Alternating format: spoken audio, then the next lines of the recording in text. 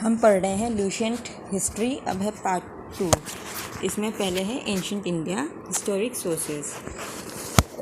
The source that gives information about the event of past time are called historic sources. तो historic sources वो sources है जो past time की हमें knowledge देते हैं। दो टाइप की हिस्टोरिक सोर्सेज होते हैं, एक वो लिटरेरी सोर्स, एक है archaeological source. Compare to the literary source, archaeological sources को मोर बिलीवेबल और रिलायबल माना जाता है, क्योंकि most of the time it is almost impossible to change them, ये चेंज नहीं हो सकते हैं। That's why historic evidences the archaeological sources take precedence over the literary sources.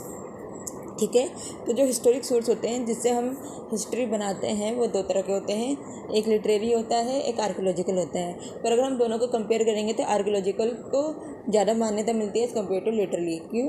क्योंकि जो आर्कियोलॉजिकल हैं वो जो है ऑलमोस्ट इम्पॉसिबल होता है उन्हें चेंज करना। The archaeological sources are more important for the study of ancient India. अब इसके बाद हम जो है अब अंडरस्टैंड करेंगे सबसे पहले लिटरेरी सोर्स। अब पहले आता है लिटरेरी सोर्सेज। लिटरेरी सोर्सेज दो तरह के होते हैं। पहला है इंडिजीनियस सोर्स, मतलब जो भारत के अंदर ही डेवलप हुए हैं। दूसरे है फॉरेन सोर्स, मतलब जो बाहर से आए हैं। इंडिजीनियस सोर्स को भी हम दो में डिवाइड कर सकते हैं, रिलीजियस सोर्स और सेक्युलर सोर्स।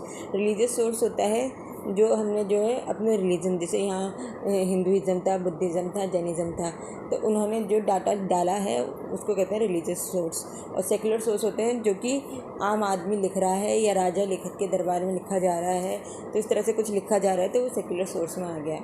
अब उसके बाद है फॉरेन सोर्स। उसके अंदर क्या आता है, तो ट्रैवलर्स ने अलग अलग कंट्री के ट्रैवलर्स आए, उन्होंने भारत में क्या लिखा तो वो आ गए फॉरेन सोर्स, भारत के बारे में क्या लिखा। तो इस तरह से लिटरेरी सोर्स है। तो इसमें पहले आता है indigenous source. Indigenous source are divided into two category, religious and secular. ठीक है, और रिलीजियस सोर्स के अंदर आता है ब्राह्मणिकल, जिसे हिंदू टेक्स्ट कहते हैं, बुद्धिस्ट टेक्स्ट और जैन टेक्स्ट। और अंदर सेक्युलर टेक्स्ट आता है historic text, semi historic text, biography etcetera. ठीक है, तो फिर से समझ जाते हैं।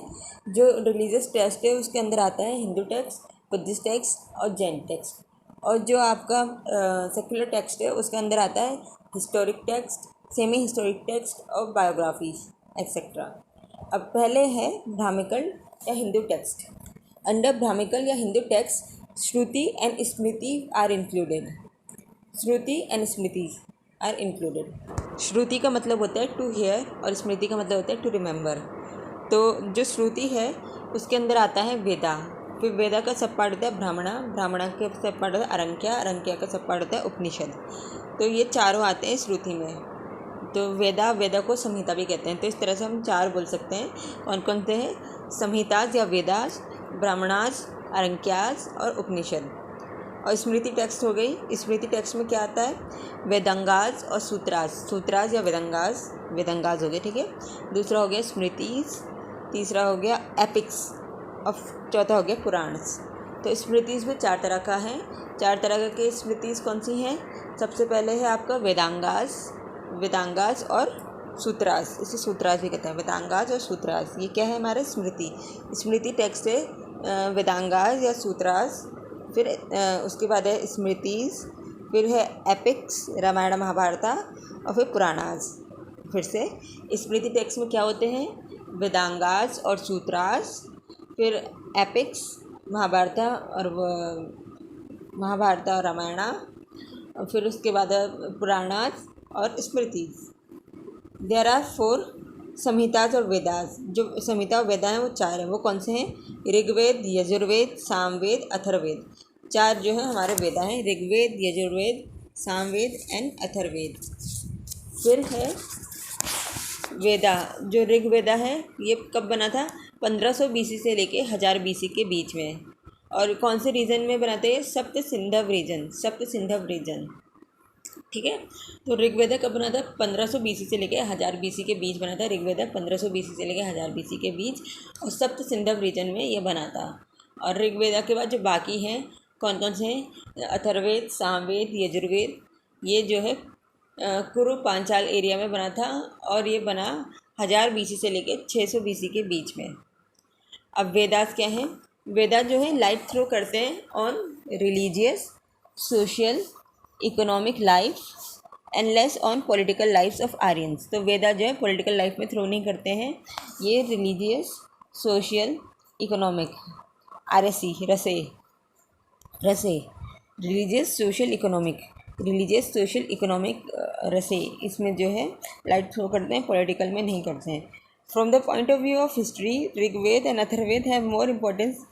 From the point of view of history, Rigveda and Atharvaveda ज़्यादा इंपॉर्टेंस देता है देन यजुर्वेद एंड सामवेद। ठीक है, तो अगर हिस्टोरिक पॉइंट ऑफ व्यू से देखें तो डाटा ज़्यादा हमें जो है ऋग्वेद में मिलता है और अथर्ववेद में मिलता है। डाटा हमें ज़्यादा कहाँ मिलता है? ऋग्वेद में और अथर्ववेद ऋग्वेद और अथर्ववेद में हमें डाटा ज़्यादा मिलता है as compare to Yajurveda and Samaveda. अब कंपोजिशन टाइम ऑफ ब्राह्मणास देखें तो ये 1000 BC टू 600 BC है। ब्राह्मणास का कंपोजिशन टाइम क्या है? 1000 BC से 600 BC, जो कि यजुर्वेद, सामवेद, अथर्ववेद इनके टाइम है। सतपात ब्राह्मणा, पहला कौन सा ब्राह्मणा है? सतपात ब्राह्मणा। ये थ्रो करता है light on Gandhara, Salya, Kekaya etcetera of north west region and Kuru, Panchala, Kosala, Videha states of east region of India. तो सतपाट ब्राह्मणा में हमें जो वेस्ट इंडिया की इन्फॉर्मेशन मिलती है और ईस्ट इंडिया की रीजन मिलती है। वेस्ट इंडिया में क्या आता था? गांधारा आता था, सालिया और केकया, शालिया, गांधारा, केकया, शालिया, गांधारा, काक्या। और जो आपको वेस्ट ईस्ट रीजन था उससे तो थे पांचाला, कोशाला, विदेहा, तो ये सारी इन्फॉर्मेशन हमें किसे मिलती है? सतपात ब्राह्मणा। और जो ये सतपात ब्राह्मणा है ये सबसे ओल्डेस्ट एंड द लार्जेस्ट ब्राह्मणा है। वेरी इंपॉर्टेंट टू रिमेंबर, ये सतपात ब्राह्मणा सबसे ज़्यादा पुराना है और सबसे ज़्यादा लंबा जो है बड़ा ब्राह्मणा है। और ये जो है यजुर्वेद का सब पार्ट है, यजुर्वेद के अंदर आता है सतपात ब्राह्मणा। तो सतपात ब्राह्मणा इज रिलेटेड टू यजुर्वेद और दो ब्राह्मणाज हैं यजुर्वेद के, सतपात ब्राह्मणा और तैतारिया ब्राह्मणा। एक है सतपात ब्राह्मणा, एक तैतारिया ब्राह्मणा, ये यजुर्वेद है। तो ये सबसे बड़ा ब्राह्मणा जो सतपात ब्राह्मणा है वो यजुर्वेद का है और इसे ओल्डेस्ट और लार्जेस्ट ब्राह्मणा कहते हैं। और इसी सतपात ब्राह्मणा में जो है इन्होंने लाइट थ्रो करी थी कि नॉर्थ रीजन में कौन कौन सी स्टेट्स थी और ईस्ट इंडिया के रीजन में कौन सी स्टेट्स थी ओल्ड। तो नॉर्थ वेस्ट रीजन में कौन कौन सी? गांधार, शालिया एंड केकया। और आपके वेस्ट ईस्ट इंडिया की साइड को थे कुरु, पांचाला, केकया, कोशाला, कुरु, पांचाला, कोशाला एंड विदेहा। कंपोजिशन ऑफ अरंक्यास जो है 1000 BC से लेकर 600 BC के बीच है। ब्राह्मणास का भी कंपोजिशन 1000 BC से 600 BC था। अरंक्या का भी 1000 BC से 600 BC है और यजुर्वेद, सामवेद, अथर्ववेद का भी 1000 BC से 600 BC है। तो ये तीनों ही जो है 1000 से BC। The historic importance of Aranyaka is negligible. Aranyakas की हिस्टोरिक इम्पोर्टेंस जो है नेग्लिजिबल है। फिर composition time of Upanishad 1000 BC से 500 BC है, 100 साल कम। 1000 BC से 500 BC है। The best learning of Upanishad is Paravidya, that is spiritual learning. तो बेस्ट लर्निंग उपनिषद की क्या है? पराविद्या। पराविद्या को कहते हैं spiritual learning. Upanishad equal to Paravidya equal to spiritual learning. The aim of life is merging individual soul into the word soul. Life का aim क्या होना चाहिए? कि अपनी इंडिविजुअल सोल को वर्ड सोल के संग मिला दिया जाए, जिसको पराविद्या कहते हैं। ये स्पिरिचुअल लर्निंग है कि अपनी इंडिविजुअल सोल को वर्ड सोल के संग मिलाओ। The aim of life is mingling your individual soul with the word soul. फिर the combined study of Brahmana and Upanishad provide historic information about king Prasenajit to king Bimbisara. ये important है। द कंबाइंड स्टडी, जब हम ब्राह्मणास और उपनिषद को एक साथ पढ़ते हैं तो हमें जो है इन्फॉर्मेशन मिलती है अबाउट द किंग परीक्षित से लेके किंग बिम्बिसार तक। किंग परीक्षित से लेके किंग बिम्बिसार तक। किंग परीक्षित कौन थे? किंग परीक्षित जो थे ना, इन्होंने बिम्बिसार को काशी डाउरी में दिया था। तो हमें जो है किंग परीक्षित और किंग बिम्बिसार इनके बारे में हिस्टोरिकल इन्फॉर्मेशन मिलती है। अब कंपोजिशन टाइम ऑफ वेदांगास देखें तो 600 BC से लेकर 200 AD तक है। थोड़ा ज़्यादा लंबा चला है, ये AD में आ गया है और लेट स्टार्ट हुआ 600 BC। मतलब वेदांगास जो है वेदांगास जो है आपके काफ़ी लेट स्टार्ट हुए। मतलब महाजनपदास 600 BC के टाइम में, तो महाजनपदास का टाइम जब आया तब वेदांगास बनने स्टार्ट हुए। तो ये सूत्रास होते हैं। ठीक है, जिसमें चंदा और वो मैट्रिक्स का हो गया, ग्रामर का हो गया, इस तरह से अलग अलग सेंट्स हैं, उन्होंने अलग अलग वेदांगास बनाए हैं। तो ये 600 BC से लेकर 200 AD तक बने। Vedangas throw light on ancient Indian history, civilisation and culture. तो ये इंडिया की हिस्ट्री, उसकी सिविलाइजेशन, उसकी कल्चर, हिस्ट्री, सिविलाइजेशन, कल्चर, इन तीनों पे लाइट थ्रो करता है वेदांगा। वेदांगा थ्रो करता है light on ancient Indian history, civilisation and culture. फिर कंपोजिशन टाइम ऑफ स्मृति जो है, स्मृति आपके 600 BC से 600 AD है। स्मृतिज 600 BC से लेके 600 AD है। और Smriti provide knowledge of the social organisation, their theories, customs, kings rights and duties, kings relation with the subject etcetera.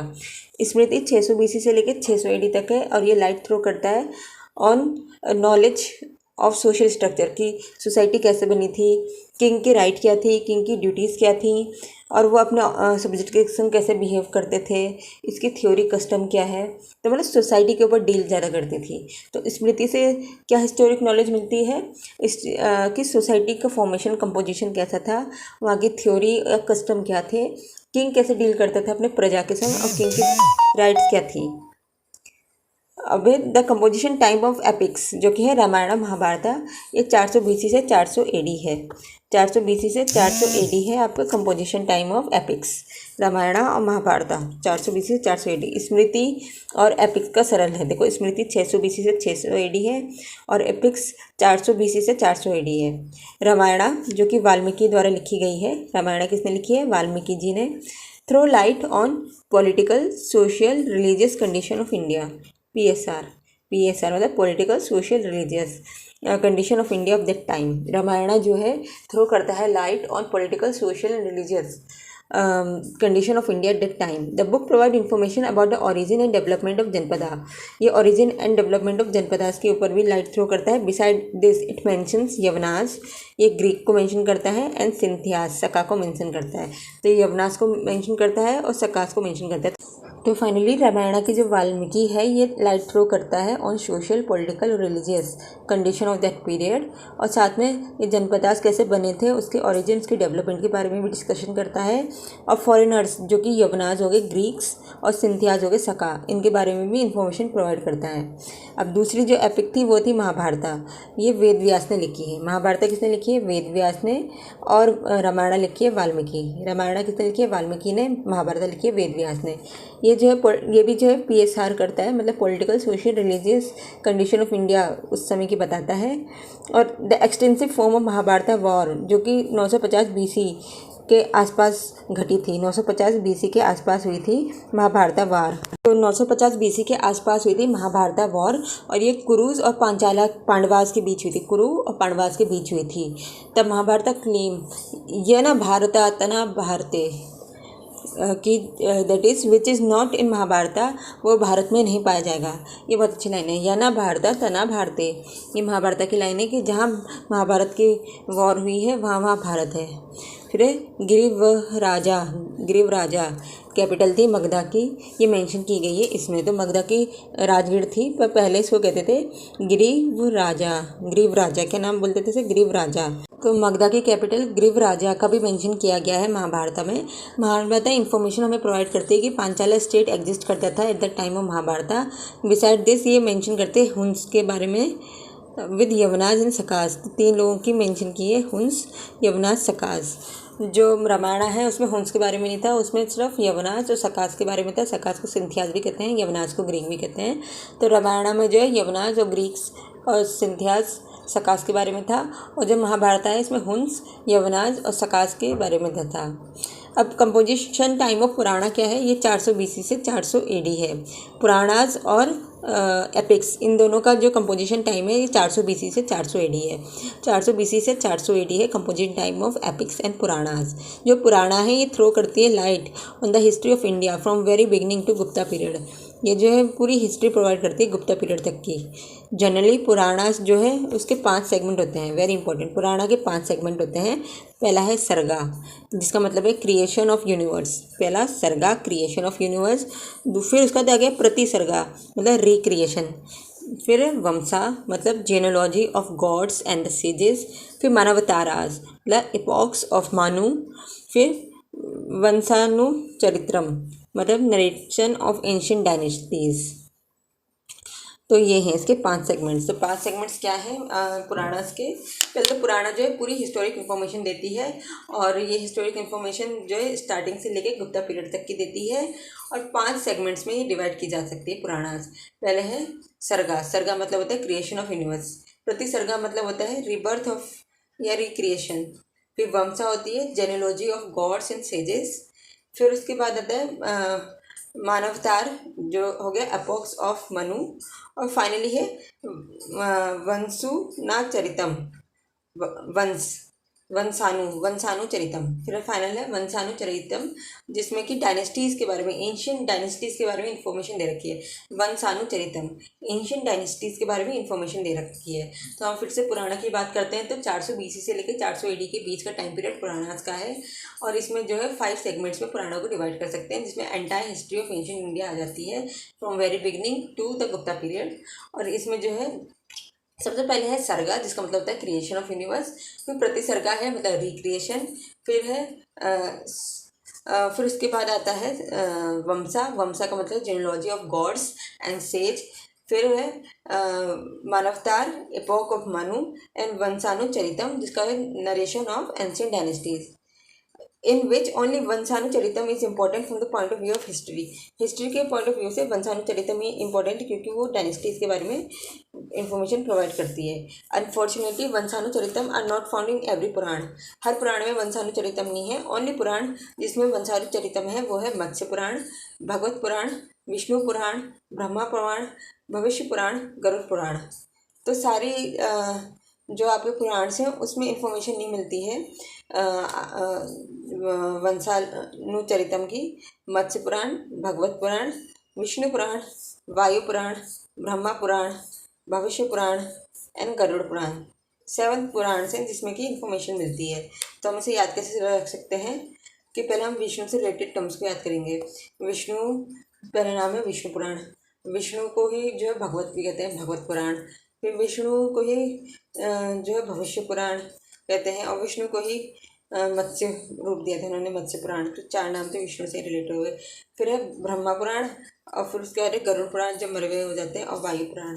Brahma पुराण, गरुड़ पुराण, वायु पुराण। मत्स्य पुराण, भगवत पुराण, मत्स्य पुराण, भगवत पुराण, विष्णु पुराण, वायु पुराण, ब्रह्मा पुराण, भविष्य पुराण एंड गरुड़ पुराण। गरुड़ पुराण जो गरुड़ पुराण है has genealogies of Purvas, Ikshvas and Brihadratha dynasties, but its date is not mention. तो इन्होंने पूर्वास, इक्ष्वाकुस and और बृहद्रथा dynasty के बारे में इंफॉर्मेशन दी है। किसने दी है? गरुड़ पुराण ने। पुरावास, इक्ष्वाकुस एंड बृहद्रथा। अब स्टार्ट होता है बुद्धिस्ट टेक्स्ट। बुद्धिस्ट टेक्स्ट से हमें जो है भारत के इतिहास का किन बुद्धिस्ट टेक्स्ट से जानकारी मिलती है वो अब हम पढ़ेंगे। बुद्धिस्ट टेक्स्ट को जो हम डिवाइड कर सकते हैं वो 2 भाषा में 2 कैटेगरी में डिवाइड कर सकते हैं, पाली टेक्स्ट एंड अनुपाली टेक्स्ट। तो बुद्धिस्ट टेक्स्ट को हम 2 पार्ट्स में डिवाइड कर सकते हैं, पाली टेक्स्ट एंड अनुपाली टेक्स्ट। पाली का मतलब है पाली भाषा में जो टेक्स्ट लिखे हैं, अनुपाली का मतलब है संस्कृत भाषा में या अन्य भाषा में जो टेक्स्ट लिखे हुए हैं। तो पाली टेक्स्ट में कौन कौन से आते हैं? त्रिपतिका आते हैं, विनय पत्रिका। त्रिपतिका कौन से हैं? विनय पत्रिका, अभिधान पत्रिका और सुत्त पत्रिका। तो ये हो गए त्रिपतिका। तो पाली टेक्स्ट में पहला है त्रिपतिका, फिर है दीपावसम और महावसम। दीपावसम और महावसम क्या है? ये श्रीलंका के क्रॉनिकल्स हैं। और मिलिंद फानो क्या है? नागासेना और मेंडर इंडो ग्रीक रूलर, उनके बीच का संवाद। तो ये 3 किस में लिखे गए हैं? ये 3 पाली टेक्स्ट में लिखा गया है। पाली टेक्स्ट में त्रिपतिका, दीपावसम, महावसम और मिलिंद फानो। और Tripitaka is the earliest and the most important text of Pali text. Tripitaka compromise में बता चुकी हूँ, विनय पत्रिका, सुत्त पत्रिका, अभिधान पत्रिका। विनयपतिका और Suttapitaka was compiled at first Buddhist council, पहले बुद्धिस्ट काउंसिल में 483 BC में हुई थी, उसमें कंपाइल किया गया था। और ये कहाँ पे हुआ था? राजगढ़, बिहार में। ये आप ग्राफ में देख सकते हो कि फर्स्ट बुद्धिस्ट काउंसिल जो होता है राजगढ़ में हुआ था 400 BC में। और इसके पेट्रोनेस कौन थे? अजातशत्रु थे। और उसके बाद महाकश्यप की प्रेसिडेंसी थी। और इसका इंपॉर्टेंस क्यों है? क्योंकि सुत्तापतिका और अभिधानपतिका इसमें कंपाइल हुई थी आनंदा और उपाली के बाद के से। और जो अभिधानपतिका है ये कंपाइल हुई थी थर्ड बुद्धिस्ट काउंसिल में। थर्ड बुद्धिस्ट काउंसिल में हुई थी, पाटलिपुत्र में हुई थी, अशोक ने कराया था। तो फर्स्ट बुद्धिस्ट काउंसिल में क्या अजातशत्रु ने कराया था, उसमें आपके विनयपतिका और सुत्तापतिका कंपाइल हुए थे। और थर्ड बुद्धिस्ट काउंसिल जो पाटलिपुत्र में हुआ था 250 BC में, वो अशोक ने कराया था। और मोगाली पुत्ताटिसा इसके प्रेसिडेंट थे। और इसमें क्या हुआ था? इसमें अभिधानपतिका को कंपाइल किया गया था। और ये थर्ड बुद्धिस्ट काउंसिल ये पाटलिपुत्र, बिहार में है। तो जो त्रिपतिका है ये क्या करती है? थ्रो लाइट करती है on social and religious life of India. Tripitaka throws light on social and religious life of India of that time, that is the century before Christ. वह क्राइस्ट के बर्थ से पहले का जो सोसाइटी था और जो रिलीजियस लाइफ था इंडिया का, उस पर ये त्रिपतिका जो है लाइट थ्रो करती हैं। विनयपतिका क्या कंटेन करती है? विनय मतलब नियम, संयम की बात होगी ना, विनय। तो विनयपतिका जो है डिसिप्लिनरी रूल्स एंड रेगुलेशन है मोनेस्टिक लाइफ के, कि जो मॉन्क बन रहे हैं उनको क्या रूल्स फॉलो करने हैं, कैसे डिसिप्लिन करना है, क्या रेगुलेशंस फॉलो करने हैं, उसके लिए होता है Vinayapitaka. Suttapitaka is the largest and the most important test of Tripitaka. Tripitaka में सबसे इंपॉर्टेंट है सुत्तापतिका और ये सबसे बड़ा है। और अम्बथा सुत्तापतिका के अंदर है। अम्बा था सुत्ता दिग्निकाय का ऑफ सुत्तापतिका। ये कंटेन करता है description of special pride of Kshatriyas for blood purity. मतलब सुत्तापतिका के अंदर है दिग्निकाया। सुत्तापतिका के अंदर है दिग्निकाया, जहाँ से जानकारी मिलती है कि क्षत्रियों को ब्लड प्योरिटी की कितनी इम्पोर्टेंस थी, वो उसे कितना इम्पोर्टेंट मानते थे ब्लड प्योरिटी को। क्षत्रिया में ब्लड प्योरिटी को कितना इम्पोर्टेंस दिया जाता था, इसकी इन्फॉर्मेशन हमें कहाँ से मिलती है? दिग्निकाया से। और उसके अंदर अब्बत्ता सुत्ता है, दिग्निकाया के अंदर अब्बत्ता सुत्ता है। और जो ये पूरा का पूरा है सुत्तापतिका में है, उसमें पता चलता है, हमें जानकारी मिलती है कि Kshatriyas pride for blood purity. अब एक और है, जैसे दिग्निकाया है वैसे ये अंगुत्तरा निकाया है। जैसे दिग्निकाया में हमें क्षत्रिय की ब्लड प्योरिटी के बारे में पता चलता है और ये सुत्तापतिका का पार्ट है, वैसे ही सुत्तापतिका का एक और पार्ट है अंगुत्तर निकाया। वो कंटेन करता है इन्फॉर्मेशन अबाउट 16 महाजनपदा। तो 16 महाजनपदा थे 600 BC के अराउंड। उसके बारे में हमें जानकारी कहाँ से मिलती है? हमें अंगुत्तर निकाया से जानकारी मिलती है, अंगुत्तर निकाया। और ये सुत्तापतिका का ही पार्ट है। फिर उसके बाद है जातकाज ऑफ खुद्दा निकाया। खुद्दा निकाया जो जातकाज हैं, जो टेल्स हैं, ये खुद्दा निकाया में है। ये भी सुत्तापतिका के अंदर ही है, खुद्दा निकाया। तो हम देखो हम निकाया देख रहे हैं। निकाया मतलब एक चैप्टर्स की तरह होगा। सुत्तापतिका एक बुक है, उसके अंदर चैप्टर है। एक है दिग्निकाया। दिग्निकाया में जो क्षत्रिय की प्राइड फॉर ब्लड प्योरिटी है, इंफॉर्मेशन मिलती है। फिर अंगुत्तर निकाया है, उसमें 16 महाजनपदा के बारे में जानकारी है। और फिर उसके बाद है खुद्दा निकाया। खोदा जो खोदा होता है ना, जैसे खुदा का निकाया है। इसमें क्या है? इसमें जो है 16 महाजनपदास के बारे में जानकारी है। 16 महाजनपदास के बारे में इसमें जातकास के बारे में जानकारी है। जातकास के बारे में खुदा का निकाया में जातका टेल्स के बारे में जानकारी है। फिर है जातका निकाय के बारे में जानकारी है। इस जातका में है क्या? इसमें 549 फोक टेल्स हैं। 549 कितने नंबर ऑफ फोक टेल्स है? 549 फोक टेल्स हैं जातका निकाय में, जिसमें कि गौतम बुद्ध के प्रीवियस बर्थ के बारे में स्टोरीज़ हैं। तो कहीं पर वो बंदर बन गए, कहीं पर वो कुछ बन गए, तो इस तरह से स्टोरीज़ हैं।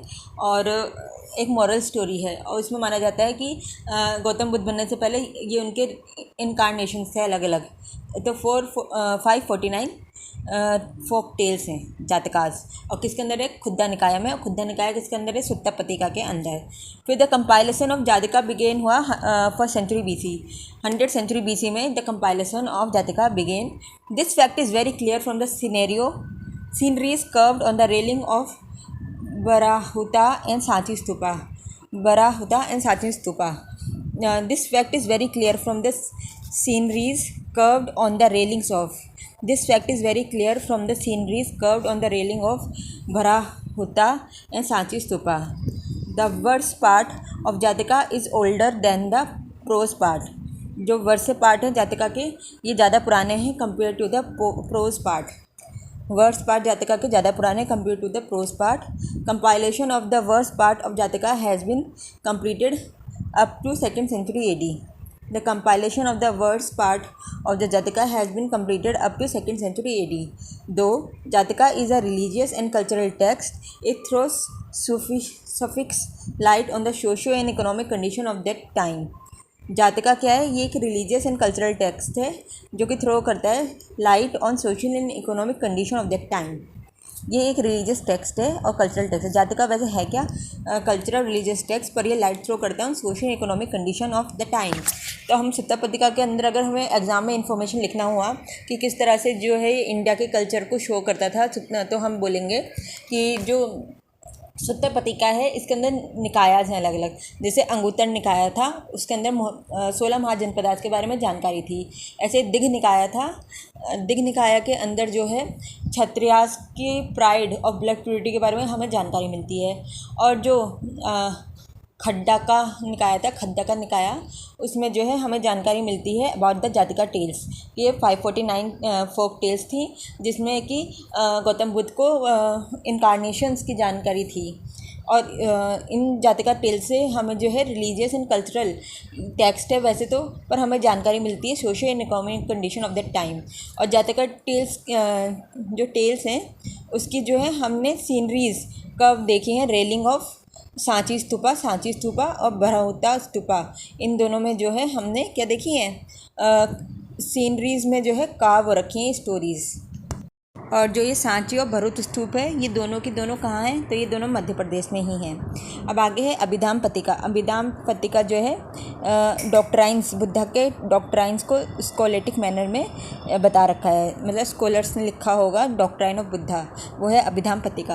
तो पहले हमने सुत्ता पत्रिका पढ़ा, उसमें सुत्ता पत्रिका में क्या है, वो है मोनेस्टिक लाइफ को कैसे जीता है, उसके लिए डिसिप्लिन और उसके लिए रेगुलेशंस क्या है, वो है विनय पत्रिका के अंदर। फिर उसमें डिफरेंट चैप्टर्स हैं। फिर उसके बाद आ गया अभिधाम पत्रिका।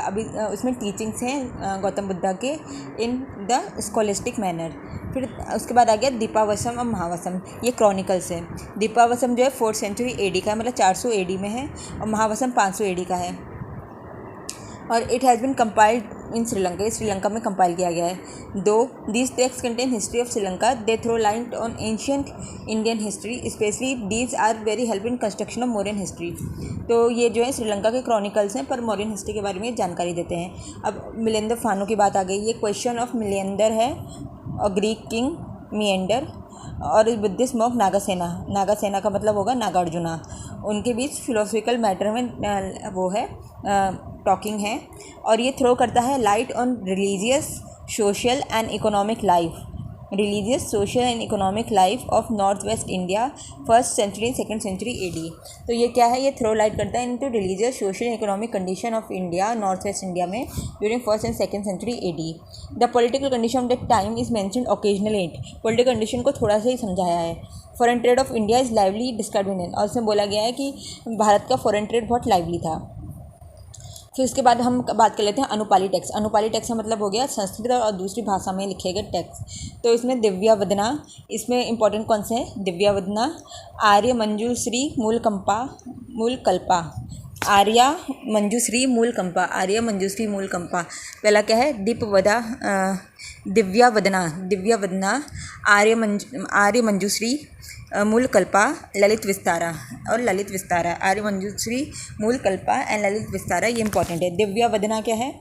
ये story of later Mauryan kings and Sunga, Vishwamitra Sunga के बारे में जानकारी दी है। And life of Gautam Buddha. Divyavadana में क्या है? उसमें लेटर मौर्यंस और विश्वामित्र सुंगा के बारे में जानकारी है और लाइफ ऑफ बुद्धा के बारे में जानकारी है।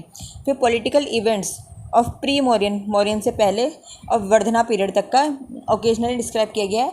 आर्य मंजूश्री मूलकल्पा में हमें प्री मौर्यन से लेकर हर्षवर्धन तक के टाइम पीरियड की पूरी इन्फॉर्मेशन मिलती है।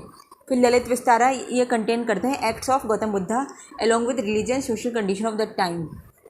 ललित विस्तारा में क्या है? गौतम बुद्धा के एक्ट्स की इन्फॉर्मेशन है और साथ में religious and social condition of the time के बारे में जानकारी मिलती है।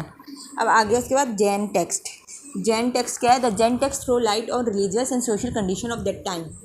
और जो जैन टेक्स्ट थे ये कंपाइल हुए थे 6th सेंचुरी AD में, जो कि सेकंड जैन महासभा हुई थी वल्लभीन गुजरात में। देखा जाए तो जो जैन महासभाएं हैं ये सिर्फ 2 हुई थी, बुद्धिस्ट की तो 4 हुई थी पर जैन की 2 ही हुई थी। एक चंद्रगुप्त मौर्य ने कराई थी और दूसरी जो है 512 BC, मतलब एक तरह से हम बोलें तो गुप्ता पीरियड के बाद हुई थी। 500 मतलब हर्षवर्धना से पहले, गुप्ता पीरियड के बाद ये टाइम पीरियड में हुई थी सेकंड आपकी जैन महासभा। और उसमें जो है फाइनल कंपाइलेशन हुआ था जैन टेक्स्ट का, जो कि 12 अंगाज जो चंद्रगुप्त ने बनवाए थे उसका फाइनल कंपोजिशन होता है और 12 उपांगाज नई चीज़ बनी थी। तो इसमें इस जैन टेक्स्ट से जो है हमें इंफॉर्मेशन मिलती है about the religious and social condition of that time. Among the Jain 12 Angas are very important. 12 Anga बहुत इंपॉर्टेंट है जो स्टार्टिंग में चंद्रगुप्त ने बनाई थी और बाद में ये कंपाइल हुई थी 6th सेंचुरी AD में इन सेकंड जैन महासभा में। तो इसमें जो है the Acharanga Sutra contains disciplinary rule and regulations for Jain monks. उधर क्या था उधर जो थे विनय पत्रिका थे, जो कि डिसिप्लिन रूल्स के बारे में विनय पत्रिका बात कर रहा था।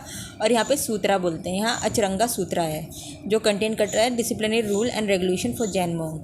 Disciplinary rule and regulation for Jain Monks किसके लिए है? अचरंगा सूत्रा, अचरंगा सूत्रा, अचरंगा सूत्रा, अचरंगा सूत्रा। ये disciplinary rule and regulation for Jain monk, it contains disciplinary rule and regulation for Jain monk. Acharanga Sutra contains disciplinary rule and regulation for Jain monk. फिर है भगवती सूत्रा। भगवती सूत्रा क्या करती है? It throws light on life of Mahavira and information about 16 Mahajanapadas. तो भगवती सूत्रा में हमें जो है 16 महाजनपदास के बारे में पता चलता है और लाइफ ऑफ महावीरा के बारे में पता चलता है। वहीं जो दूसरी तरफ था अंगुत्तर निकाय सुत्ता पत्रिका के अंदर, उसके अंदर भी हमें जो थे 16 महाजनपदास के बारे में पता चल रहा था। तो 16 महाजनपदास के बारे में हमें विनय पत्रिका से भी पता चलता है बुद्धिस्ट के उनसे, और भगवती सूत्रा से भी पता चलता है जैन्स की टेक्स्ट से 16 महाजनपदास के बारे में। और इसके बाद है, और उधर जो था सुत्ता पत्रिका अबाउट डिसिप्लिनरी रूल्स थे मॉन्क्स के। और यहाँ पे क्या था? जैन में अचरंगा सूत्रा जैन्स के मॉन्क्स के डिसिप्लिनरी सूत्र के बारे में इंफॉर्मेशन देता है। अब आगे है नमा धम्मा कथा सूत्रा। ये प्रीचिंग और महावीरा के बारे में इंफॉर्मेशन देता है। नमा धम्मा कथा सूत्रा। फिर है अंतागड़ा दसाओ एंड अनुतरो वावा य दासो contain the life stories of famous Jain monk. Famous Jain monk की लाइफ स्टोरीज के बारे में हमें कहाँ से पता चलता है? अंतागड़ा दसो और अनुतरो ववा या दसो, जिसका आखिर में दसो है। तो उसमें जो है contain the life story of Jain Monks. फिर है विवागासुयम सूत्रा। ये कर्मफल के बारे में जो है इंफॉर्मेशन देता है। विवागसुयम सूत्रा। विवागसुम सूत्र ये कर्मफल के बारे में, फ्रूट ऑफ एक्शन के बारे में इंफॉर्मेशन देता है। फिर है भद्रबाहु चरित्र। भद्रबाहु कौन थे? ये वे मॉन्क थे जो साउथ में चले गए थे चंद्रगुप्त के साथ जब हिमायन पड़ा था नॉर्थ में। तो भद्रबाहु चरित्र है, ये contains the life sketch of Jain Acharya Bhadrabahu along with the glimpse of later life of Mauryan king Chandragupta Maurya. From the point of view of history, Parishta Parva written by Jain Acharya Hemchandra was plays important place in Jain text। तो इसमें हमें important क्या पता चला है कि 2 तो बड़े इम्पोर्टेंट स्कॉलर्स का नाम पता चला है, भद्रबाहु और दूसरा हेमचंद्र। भद्रबाहु और हेमचंद्र ने जो है क्या लिखा है? प्रसिद्ध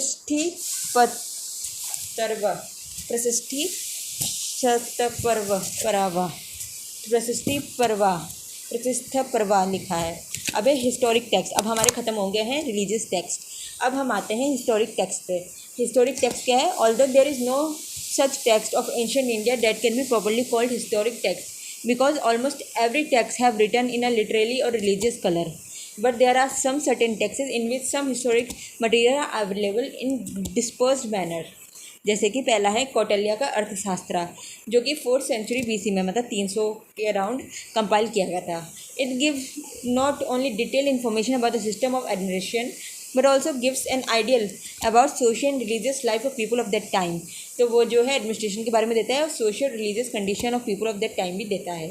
it is compared with Aristotle politics और मैकियावेलीज प्रिंस। तो ये इस तरह से जो है हमें 3 चीज़ इसमें पता चली हैं कि ऑथर का नाम और उसका बुक का नाम जो एग्जाम में पूछ लेते हैं। कौटिल्य की है अर्थशास्त्र, मैकियावेली की है प्रिंस और एरिस्टोटल क्या है पॉलिटिक्स। अब है कमांडकाज नीति सार, ये भी इम्पोर्टेंट है। कमंदाका कमन KAMAN कमान दकाज DAKS, इसका क्या है नीति सार। नीति सार कमंदकाज का नीति सार है। ये थ्रो करता है light on the monarchy of Gupta period. Gupta period की मोनार्ची कैसी थी उसके ऊपर लाइट थ्रो करता है। Monarchy of Gupta period, monarchy of Gupta period, Gupta period के मोनार्ची पे लाइट स्लो करता है कमंदास का नीति सार। फिर शुक्राज, शुक्र का शुक्र नीति सार, शुक्रा है शुक्र नीति सार, ये थ्रो लाइट करता है मोनार्ची ऑफ दैट टाइम। फिर है सोमदेव सूरी का नीति सार, नीति वाक्यामृता अमृता, नीति वाक्यामृता। ये information about state machinery of that time के बारे में करता है सोमदेव सूरी। तो कौन कौन है? कमानंदा का नीति सार हो गया, शुक्रिया का शुक्र नीति सार हो गया, सोमदेव सूरी का नीति सार नीति वाक्यामृता वाक्यामृता। फिर बृहस्पति का बृहस्पति अर्थशास्त्र इज़ अ टेक्स्ट इन कौटिल्यस अर्थशास्त्र ट्रेडिशन। तो ये तो हो गई कुछ राइटर्स का जिन्होंने लिखा है। अब the best example of the earliest history writing is provided by Rajatarangini. Rajatarangini जो है बेस्ट इन्फॉर्मेशन प्रोवाइड करती है। कैसे? ये स्ट्रीम ऑफ किंग्स के बारे में जानकारी देते ही हैं। और ये कलना के बारे में, कलना इसका राइटर था राजतरंगिणी का, और 12th सेंचुरी AD में इन्होंने लिखा था। 12th सेंचुरी AD मतलब 1100 से लेकर 1200 तक, 1101 से लेकर 1200 तक। It is string of biography of king of Kashmir. और कहाँ किसके बारे में इन्फॉर्मेशन दी है? किंग ऑफ कश्मीर के बारे में इन्फॉर्मेशन दी है। It may be the first work to possess several characteristics of historical writing as it may understood today. In other words, of eminent historian R.C. Majumdar. There is only one historic work, popularly so called, written by Kalna in 12th century AD. This is Rajtarangini, which deals with the history of Kashmir from the earliest time up to the date of composition of its work, 1148 से 50 तक. It assumes, however, a regular historic form only from 7th century AD, 700 AD से. The earliest chapter being a melody of confusion, tradition and fanciful imagination. ये कहते हैं कि 700 AD मतलब 600 AD, 601 AD से जो है स्टार्ट हुआ था थोड़ा हिस्टोरिकली डाटा को लिखना, वरना इससे पहले जो था वह रिलीजियस सेंटिमेंट्स में जो है कलर करके जो है करेक्टर्स के बारे में लिखा गया था। अब आ गया क्रॉनिकल ऑफ गुजरात। क्या है? प्रबंध कोश। क्रॉनिकल ऑफ गुजरात है प्रबंध कोश, ये है राजशेखरा प्रबंध कोश राजशेखरा। फिर हमीद मद मर्दन, वेरी इंपॉर्टेंट, हमीद मद मर्दन जयसिंह का है हमीद मर मर्दन। फिर है तेजपाल प्रशस्ति वास्तुपाल, प्रबंध चिंतामणि मेरू तुंग। ये हिस्ट्री ऑफ गुजरात के बारे में इंफॉर्मेशन देते हैं। ये सब गुजरात की इंफॉर्मेशन है। फिर most important text of chronicle of Sindh क्या है? Chachnama. In 8th century AD Qazi Ismail Qazi of Alor appointed by Mohammad bin Qasim wrote a book name Tarikh Sindh wa Hind, history of Sindh और Hind in Arabic language which is translation in Persian by the name of Chachnama. इसको Persian में लिखा गया चाचानामा bye, और किसने translate किया पर्शियन में? Ali bin Hamid Kufi in 1216। The Chachnama is also known as Fatehnama e Sindhi. It provide detail description of Mohammad bin Qasim Sindh conquest. ठीक है, तो चाचानामा किसने लिखी है? चाचानामा जो है पर्शियन लैंग्वेज में लिखी है अली बिन हमीद कुफी, अली बिन हमीद कुफी। ठीक है, इस चाचानामा का याद रखना तुम बेटा कि जो चाचानामा है वो एक्चुअल में ओरिजिनली उस ऑथर ने नहीं लिखी है, उसने जो है अडॉप्ट किया है। चाचानामा एडॉप्टेड वर्जन है जो कि पर्शियन में लिखी गई है। एक्चुअल में ये जो है अरेबिक भाषा में लिखी गई थी और उस समय इसका नाम था तारीख सिंध व हिंद। एक्चुअल बुक थी तारीख सिंध व हिंद, जो कि अरेबिक भाषा में लिखी गई थी, तारीख सिंध व हिंद। तारीख सिंध व हिंद एक्चुअल में अरबी भाषा में लिखी गई थी और ये ट्रांसलेट की गई थी पर्शियन भाषा में और कहा गया था इसे चाचा नामा। और जो इसका ट्रांसलेटर था उसका नाम था अली बिन हमीद कुफ़ी, अली बिन हमीद कफ़ी। और इसमें जो है मोहम्मद बिन काजिम के बारे में, उसके सिंध कॉन्क्वेस्ट के बारे में इंफॉर्मेशन दे रखी है। और इसमें राजा धीर था उस सिंध में उस समय रहता, उसके बारे में जानकारी है।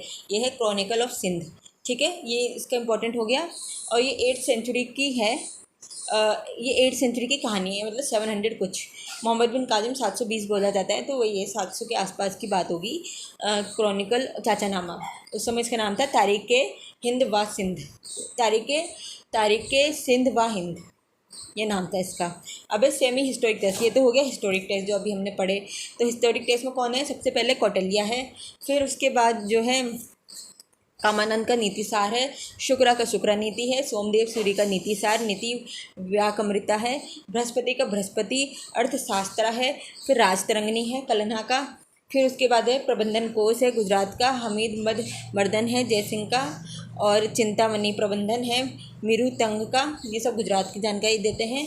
फिर सिंध की जानकारी के लिए चाचा नामा है, जिसको मैंने बताया अल बिन हमीद कुफ़ी ने लिखा था, अल बिन हमीद कुफ़ी ने लिखा था। अब है semi historic text. Semi historic text मतलब पूरा हिस्टोरिक नहीं है। दो, पन्निनी की अष्टध्यायी, ये एक ग्रामर बुक है।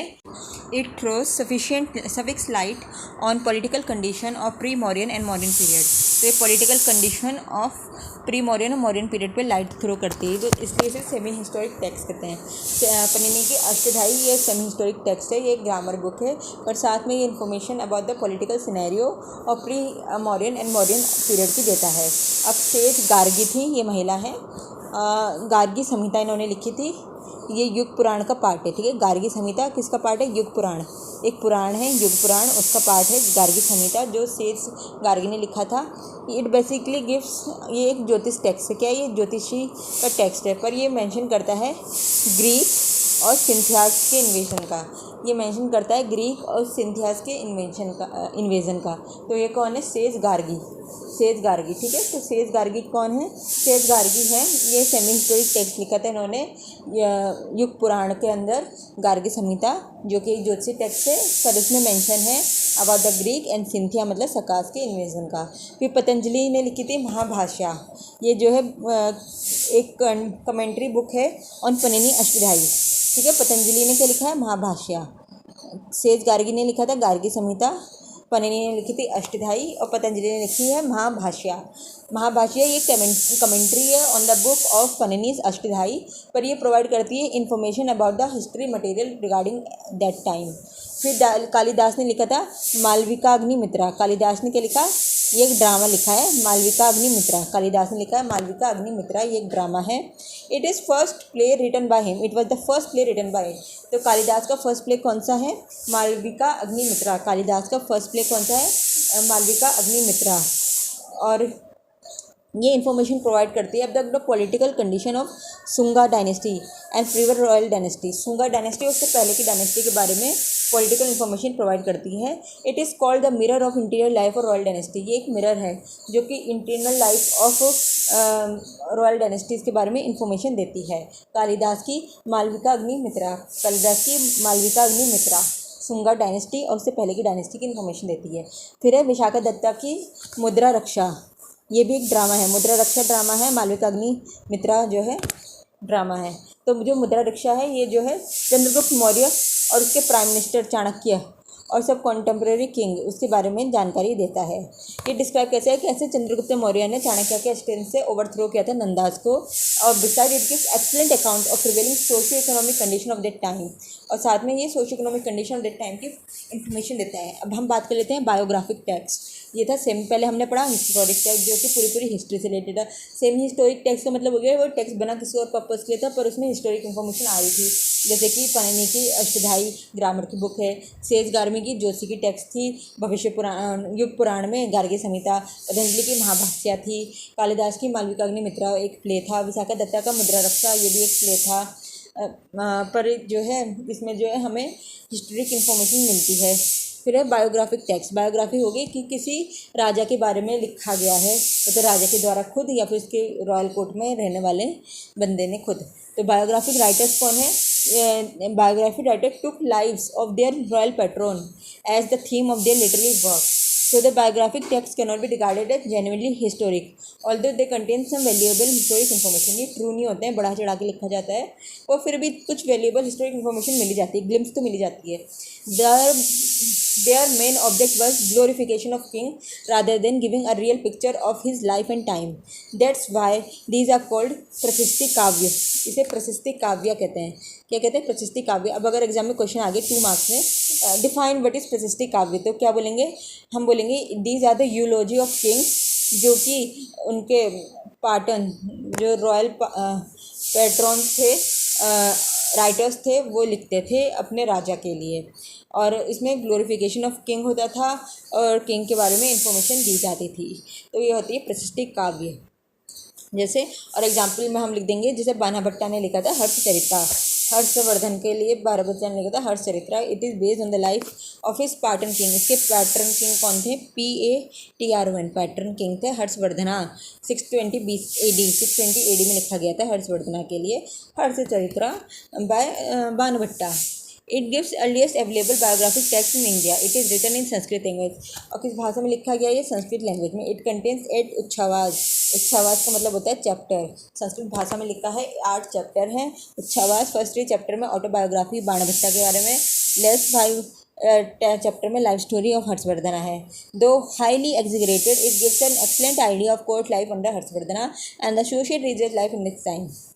फिर दूसरा है वकापति राजाज वुडेवाहो, contain detailed description of the victories of Yasovarman, the Chandra ruler of Kannauj, in which the most important event described is killing Vadha of God King of Kannauj. Yashovarman Kannauj के हैं, उसके बारे में इंफॉर्मेशन दिया गया है. वकापति ने लिखा है गुदवाहो. फिर उसके बाद है पद्मगुप्ता परिमल का नवा शशांका चरिता. ये वकापति मुंज परमार रूलर ऑफ मालवा. अब मालवा कहाँ आता है? मध्य प्रदेश में. तो वहाँ के मालवा के रूलर है, उसके बारे में लिखा गया है परिमल का नव शशांका चरिता. फिर इसी तरह अब भोज प्रबंधन है, life story of Parmar ruler Malwa के बलाल्स का है भोज प्रबंधा. फिर उसके बाद आ गया है इसका बिलहंस का विक्रमा का चरिता, recount achievement of part of Vikramaditya 4, the Chalukya king of Kalyani. It describe the circumstances under which Vikramaditya 4 ascended the throne. फिर संध्याकर नंदिनीज रामचरित्र, ये throw light on the Pala dynasty पे है रामचरित्र. फिर Nandini called himself Valmiki of Kalyug and स्पार्टन Rampala as Rama. Nandini wrote this book in an extraordinary style, stimulating, narrating the story of Rama and the hero of Ramayana and Rampala, the Pala king. Such style of verse poet is known as the Devyasriya Kavya. Devyasriya, this verses with 2 base meanings. ये important है, exam में आ गया. What is देव्यश्रेय काव्य? इसका मतलब है versus जिसके 2 meaning होते हैं, उसे देव्यश्रेय काव्य कहा जाता है. फिर हेमचंद्र ने संस्कृत प्राकृत सेक्शन लिखे कुमारपाला चरित्र, जो कि कुमारपाला चालुक्य सोलंकी किंग के रूलर ऑफ अनिहलवारा में इंफॉर्मेशन दी है. It is also Divya Shreya काव्य. दिव्य श्रेया काव्य मतलब 2 में डिवाइड करके है ये. It stimulate narrate the story of king Kumarapala and the ruler of Sanskrit and Prakrit grammar. फिर जय सिंह सूरी का कुमारपाला भूपाला चरित्र, ये कुमारपाला चालुक्य रूलर ऑफ अनिहलवारा, उसके बारे में इंफॉर्मेशन मिलती है. फिर Chandbardai was a court poet and friend of Prithviraj Chauhan, ये चौहान रूलर है ऑफ शाकांबरी. पृथ्वीराज 3, इसने क्या लिखा है? He wrote Prithviraj Raso, the first epic of Hindi language. पहली एपिक ऑफ हिंदी लैंग्वेज किसने लिखी है? चंद्रबदनी ने. उसका नाम है पृथ्वीराज रसो. ये डिस्क्राइब करता है लाइफ अकाउंट ऑफ पृथ्वीराज 3. ये पृथ्वीराज 3 थे. पृथ्वीराज चौहान कौन है? पृथ्वीराज 3 हैं, और इन्होंने कॉन्फ्लिक्ट किया था मोहम्मद गौरी वर्सेस पृथ्वीराज 3. तो ये क्या है? बैटल ऑफ तराइन के बारे में. फिर Jayanaka's Prithviraj Vijaya contains poetic description struggle of Prithviraj 3 the Chauhan ruler. ये कौन सा है? जयानकाज पृथ्वीराज विजय. फिर इसके बाद है जयचंद्राज Hammira Kavya describes the life and account of Hammir Dev the Chauhan ruler of Ranthambore. ये भी इंपॉर्टेंट है, रणथंबोर आ गया क्योंकि तो रणथंबोर के चौहान रूलर थे हमीर देव, उनका हमीर काव्य लिखा है जयचंद्र ने लिखा है हमीर काव्य। फिर है राजनाथ टू अच्युत्र्य जय भया दया अच्युतरा जा भया दया, बोला नहीं जा रहा मुझसे। ये थ्रो लाइट ऑन अच्युत्य देवराया। अच्छा, अच्युत्य देवराया के बारे में लिखा है, तुलवा रूलर ऑफ विजयनगरा। फिर court poet and their patron के बारे में बात करेंगे। तो बाणा भट्टा है, हर्षवर्धना है, वकापति है, यशोवर्मन है, चंद्रा रूलर। फिर है पद्मा गुप्ता परिमल वकापति मुंज का है, बल्लाल भोज का है, बिलहन विक्रमादित्य फोर का है, संध्याकर नंदिनी रामपाला का है, हेमचंद्र कुमारपाला का है, जयसिंह सूरी कुमारपाला का है, आनंद भट्टा बलाल सेन का है, चंद्रबदनी पृथ्वीराज रसो थ्री का है, जय नायक पृथ्वीराज थ्री का है, जयचंद्र हमीर देव का है, हमीर देव का रणथंबोर। फिर जयचंद्र, फिर राजनाथ अच्युत देवराय तुलवा का है, विजयनगर एम्पायर का।